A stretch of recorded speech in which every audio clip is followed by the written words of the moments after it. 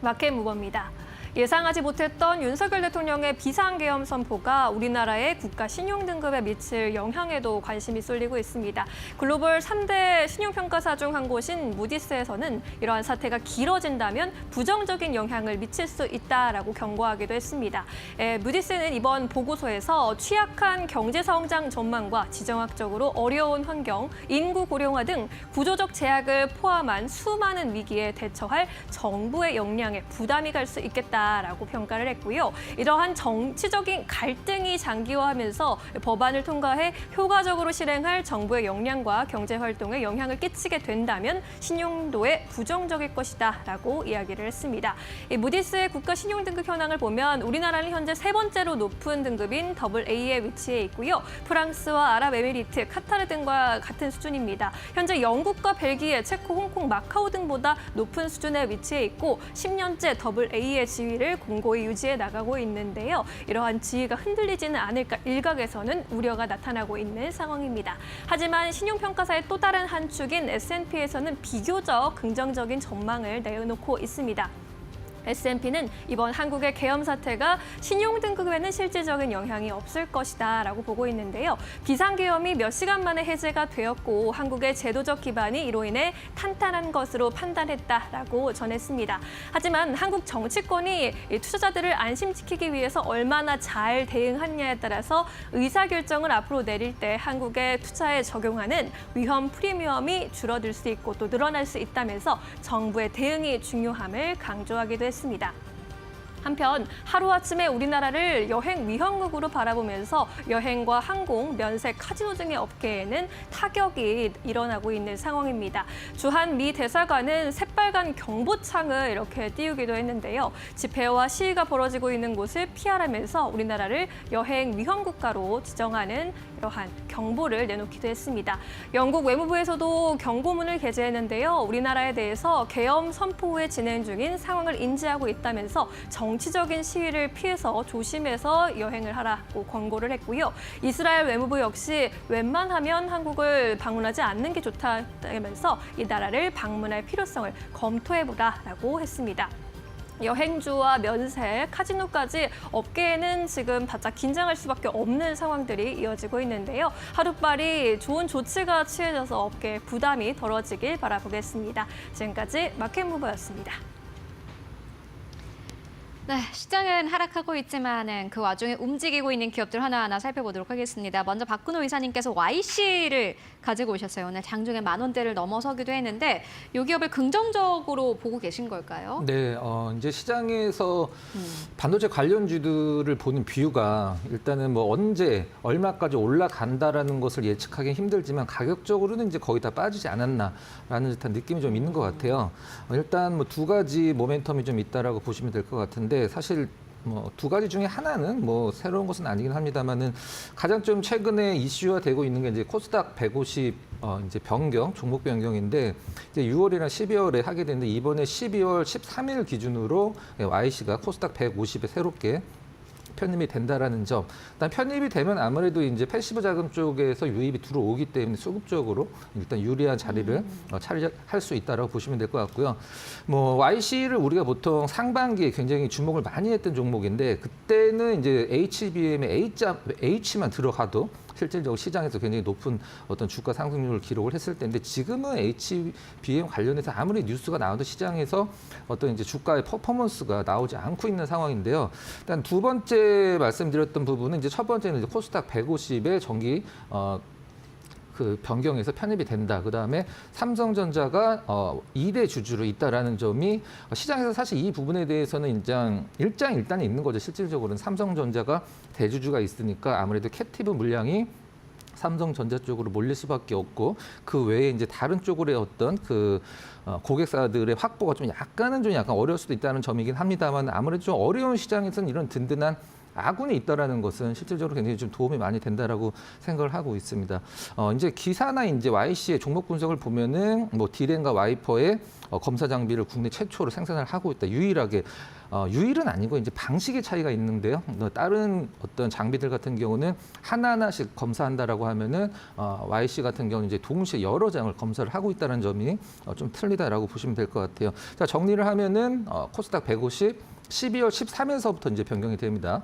그 부분이 이제 모멘텀으로 좀 작용할 가능성이 있다. 그리고 반도체 관련주들 어느 정도 좀 바닥 인식론이 좀 팽배한 상황에서 저가 매수가 좀 유효해 보인다. 이렇게 좀 정리를 해보도록 하겠습니다. 네, 코스닥 150 편입 그리고 저평가 매력 이렇게 두 가지 꼽아주셨습니다. 이어서 두 번째 기업도 바로 만나볼게요. ISC입니다. 오늘 반도체 잘 가네요. ISC가 11% 넘게 급등세 나타내고 있는데 박정식 파트너님 어떻게 보십니까?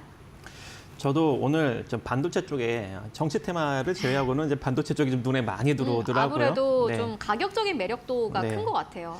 그래서 이제 왜 그런가라고 했더니 일단 이제 미국 시장에서 이 마벨 테크놀로지라는 반도체 설계 회사가 급등력이 나왔습니다. 만약 호실적이 나왔다는 얘기죠.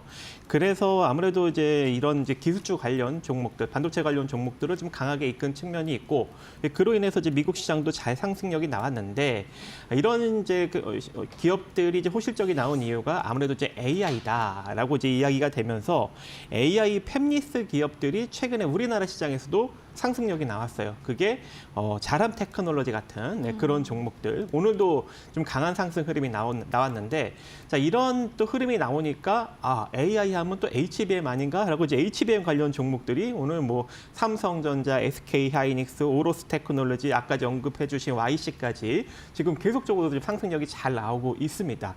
자 그렇게 된다면은 저도 그러면 이 HBM의 테스트 소켓을 만들고 있고 또 유리기판의 테스트 소켓을 만들었다고 현재 이제 발표한 이 ISC가 또 부각을 받지 않을까라고 해서 ISC를 이제 오늘 아침에 딱 선점을 했는데 역시나 장중에 10% 넘게 지금 상승력이 나타나고 있는 그 상황이고요.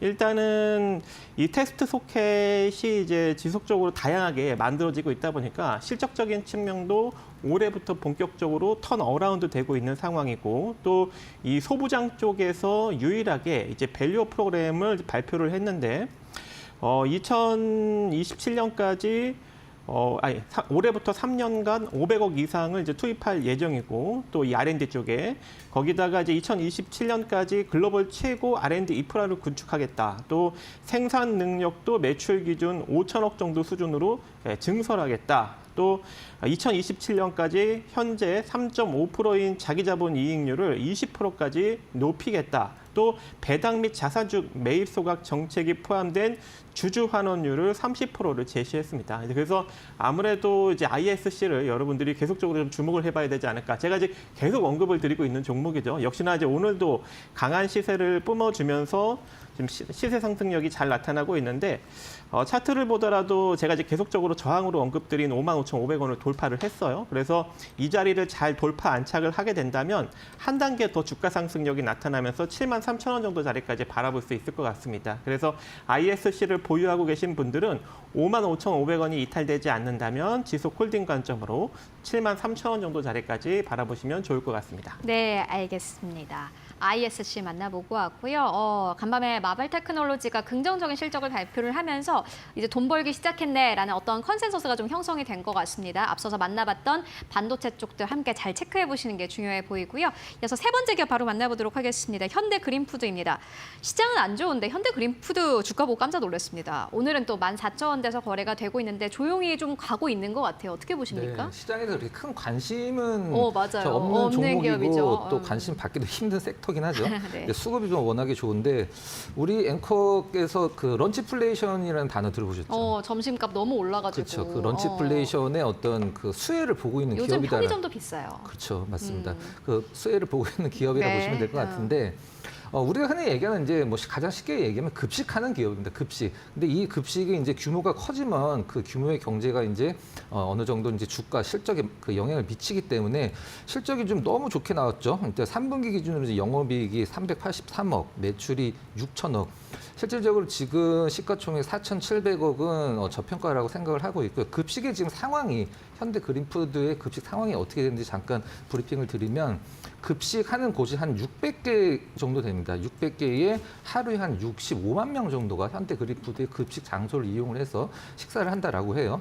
이 부분들. 그다음에 아무래도 이제 국내에서는 더 이제 이 저변을 좀 어떤 영업 장소를 넓히기가 힘드니까 해외 쪽으로도 넓히고 있는데 해외 쪽에 지금 벌써 90개 정도의 급식 장소를 확보를 했다라는 것도 확인할 필요가 있어 보입니다. 일단 뭐 현대백화점이나 현대 홈쇼핑 통해서 이제 리테일 쪽으로도 사업을 굉장히 강화하고 있다는 점. 근데 하나 정도 이제 현대 그린푸드처럼 급식하는 업체들을 우리가 분석을 할 때 여름에 너무 덥고 비도 많이 오고 이제 이 식자재 가격들이 너무 올라가니까 이런 급식 관련된 기업들은 가격을 이렇게 올리지 못하는 상황에서 좀 불리하지 않을까라고 생각을 하실 수도 있는데 현대그린푸드 같은 경우 자체적으로도 식자재 유통업을 하고 있기 때문에 그런 부분들의 어떤 리스크 쪽에서도 조금 안전하다 이렇게 보시면 될 것 같습니다. 최근에 수급도 워낙 좋고 주가도 시장 대비해서 시장의 어떤 흐름을 별로 신경을 안 쓰는 듯한 흐름이에요.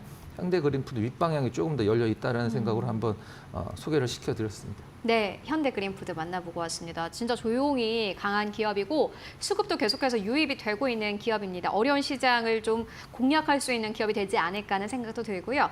마지막 기업 만나보도록 하겠습니다. 마지막 기업은 우리 박정식 파트너님께서 가지고 오신 에이직랜드. 이럴 거면은 재방송을 하는 게 낫겠어요. 에이직랜드 어제와 이거래일 전에 보니까 가지고 오셨더라고요.